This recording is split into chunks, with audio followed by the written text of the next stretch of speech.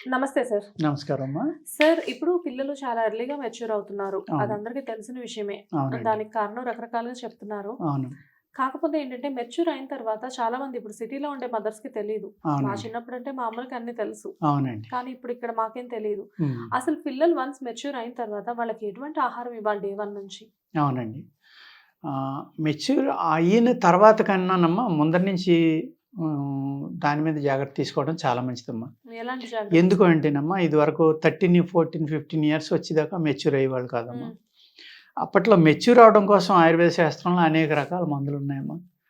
ఇప్పుడు అవసరం లేదు.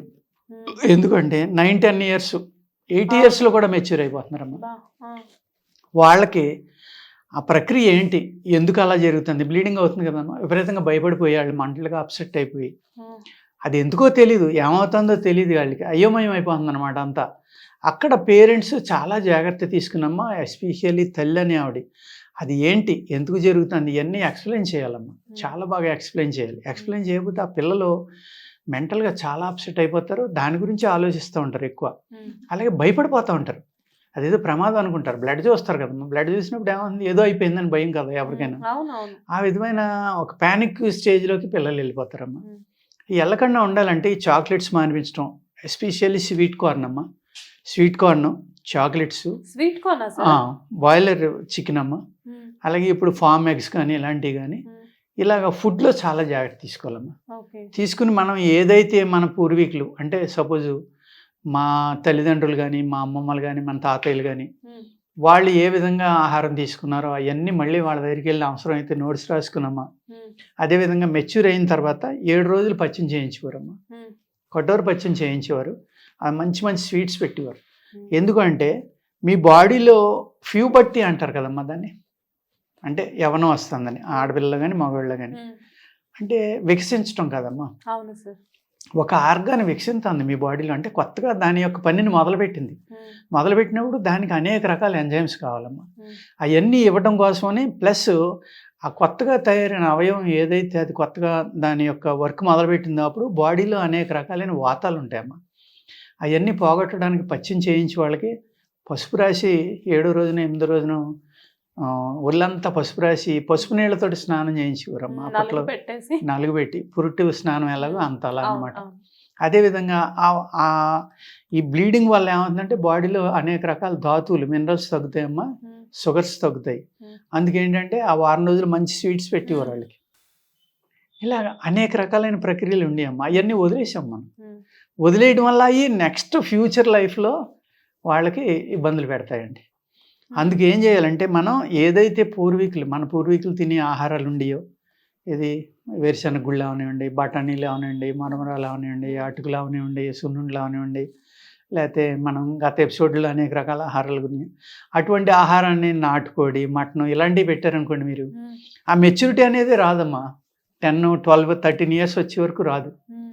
ఎప్పుడైతే మీరు ఈ పాలు కూడా ఏం చేస్తున్నారంటేనమ్మా, హై ఈల్డింగ్ కోసం వాటికి కొన్ని ఇంజెక్షన్లు చేస్తున్నారమ్మా యానిమల్స్‌కి కూడా. ఆవులకి, గేదెలకి కూడా. ఓకే. లీటర్ ఇచ్చేది 2 లీటర్లు ఇస్తుందమ్మా. హ్మ్.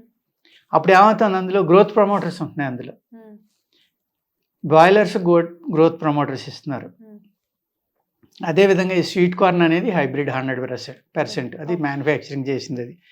ఈ అయితే గ్రోత్ ప్రమోటర్స్ ఉన్న ఆహారాన్ని పిల్లలకి మనం పెడుతున్నామో, వాళ్ళకి 13 ఏళ్ళకి రావాల్సిన వయసు 8 ఏళ్ళకి వచ్చేస్తుందమ్మా. Oh! Okay. That is the main drawback అమ్మా. మిల్కు, స్వీట్ కార్న్ లాంటియి, బ్రాయిలర్స్ ఇలాగ ఎక్కడైతే గ్రోత్ ప్రమోటర్స్ వాడుతున్నారో, ఆ ఆహార పదార్థాలనేవి పిల్లలకి పెట్టకూడదండి. కానీ స్వీట్ కార్న్ అనేది చాలా మంది డైట్ వైస్‌గా కూడా యూజ్ చేస్తారు తప్పమ్మా కదా అది. సార్? చాలా విషం లాంటిదమ్మా అది ఆహారంలో. Sweet corn. స్వీట్ కార్న్ అనేది. హ్మ్. దానివల్ల అనేక రకాలైన సైడ్ ఎఫెక్ట్‌లు వస్తాయమ్మా. ఓకే. అదేవిధంగా గ్లూటెన్ ఫుడ్ కూడా ఎక్కువైపోయిందమ్మా మనకి. హ్మ్. గోధుమ ఆహారం అనేది. అవును. అందులో గోధుమలో గ్లూటెన్ ఉంటుంది కదా! అది టాక్సినే కదా! హ్మ్. తెలిసినా అది తింటున్నాం అలవాటైపోయాం. బ్రెడ్స్ అని, గోధుమ పిండి. బర్గర్స్ అని పిల్లలకి బయట ఫుడ్‌లు అలవాటయ్యి, హ్మ్. చాక్లెట్స్ వీటిలో ఏవైతే ఉన్నాయో ఈ కెమికల్స్ అనేవి అన్నీ అలాగే మనం హైబ్రిడ్ కూరలు పెంచడానికి కూడా ఇంత కూరగాయ 4 అంగుళాలు, 6 అంగుళాలు కాయవలసిన కూరని ఒక 2 అడుగులు కాయిస్తున్నామమ్మా హ్మ్. ఇప్పుడు హ్మ్. దాన్ని. అవును. అవును. అప్పుడు ఏమైంది గ్రోత్ ప్రమోటరే కదమ్మా అక్కడ హైబ్రిడే కదా! హ్మ్. మరి అలా పెరిగిపోయిన దాన్ని మనం తింటే మన బాడీ కూడా పెరిగిపోతుంది కదా! హ్మ్. ఆ విధంగా మనం ఎందుకు చూడట్లేదు? స్ట్రెంగ్త్ లేదు అందులో. అంటే పిల్లలు కూడా బ్రాయిలర్ కోళ్ళే పెరుగుతున్నారమ్మా, నాటుకోళ్ళే కాదు. నడుస్తూ ఉండగా కాళ్ళు ఇరిగిపోతున్నాయి అంటున్నారు. చిన్నది ఒక 4 అడుగుల్లోంచి దూకితే కాళ్ళు ఇరిగిపోతుంది. మేము 10-15 అడుగుల నుంచి దూకేవాళ్ళం, మా ఆడపిల్లలు మా పిల్లలు అందరూ. ఎప్పుడు ఎవరో నొప్పి అని కూడా అనేవారు కాదు. ఇవాళ చూడండి, అదే 6 అడుగుల నుంచి కింద పడితే కాళ్ళు ఇరిగిపోతున్నాయి. అవును సార్. 5 అడుగుల నుంచి కింద పడితే కాళ్ళు ఇరిగిపోతున్నాయి. ఎందుకు సార్ బాత్రూమ్ లోకి వెళ్ళి ఏదైనా జారి పడినా కానీ ఫ్రాక్చర్స్ ఫ్రాక్చర్స్ చిన్నపిల్లలకు కూడా ఫ్రాక్చర్ అంటున్నారమ్మా.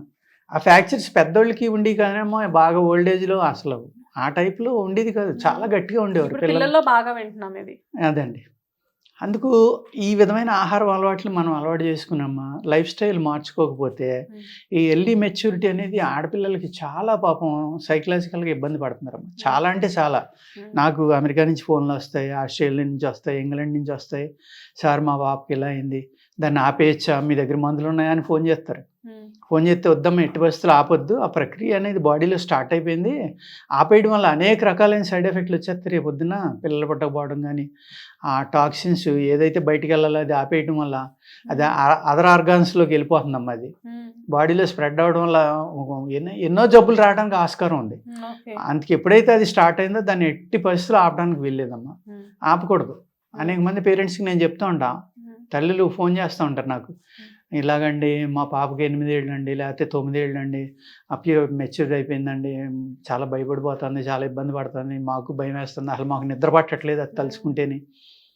ఒక ఆవిడైతే ఏడుస్తారు, 2-3 నెలలు చేసి ఎలాగ ఆపండి అంటారు. నేను ఎట్టి వస్తున్నా మందేమో దానికి ఇవ్వకూడదు, మీరు అలాంటి ప్రయత్నాలు ఏమీ చేయకండి, చాలా సైడ్ ఎఫెక్ట్లు చాలా ఇబ్బంది పడతారు వాళ్ళకి, కూర్చోబెట్టి అన్నీ చెప్పండి. మీరు ఆ పిల్లలు ఆ స్టేజ్లో మెచ్యూర్ అయ్యారు అంటే వాళ్ళ బ్రెయిన్ బాగానే ఉంది, మీరు జాగ్రత్తగా కూర్చోబెట్టి అవన్నీ ఎక్స్ప్లెయిన్ చేయండి అమ్మా.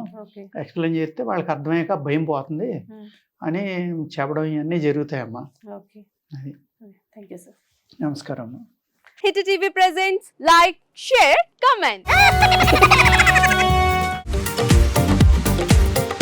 టీవీ వాళ్ళకు కూడా నేను ఒక సర్ప్రైజ్ ఇద్దాం అనుకుంటున్నాను. మీరు మాత్రమే జెస్సీ ఎందుకు అయ్యారు? ఇలాంటి అమ్మాయిలకి పిలవడానికి బాగుంటుంది.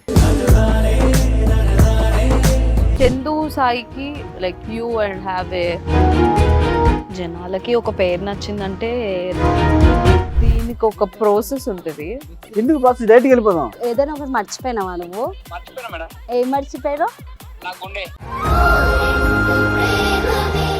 ఏదో ఆ టైంకి మన సుడి బాగుంటే ఎవరన్నా చూపిస్తే రాయగలం కానీ డోర్ టు డోర్ సేల్స్ చేసేవాళ్ళు. శారీ వస్తుంది, శారీలో వెనకాల కట్టుకుని